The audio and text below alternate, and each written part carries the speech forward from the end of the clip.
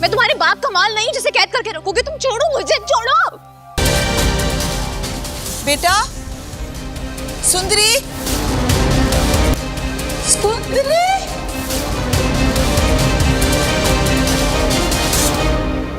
मुझे नहीं रहना इस कैद खाने में।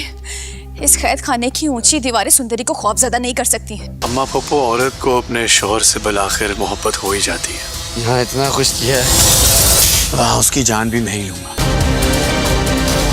आगे आप देखें कि गुलाम बादशाह और सुंदरी तीनों एक ही दायरे में खड़े होते हैं। माहौल में छाया सन्नाटा, दिलों में उठे तूफान, नजरों में बेचैनी होती है। सब कुछ इस बात की गवाही दे रहे होते हैं कि अब पहले जैसा कुछ नहीं रहेगा। गुलाम के चेहरे पर बगावत और दर्द की एक साथ नजर आते हैं, जैसे वो बरसों की खामोशी का हिसाब मांगने आया हो।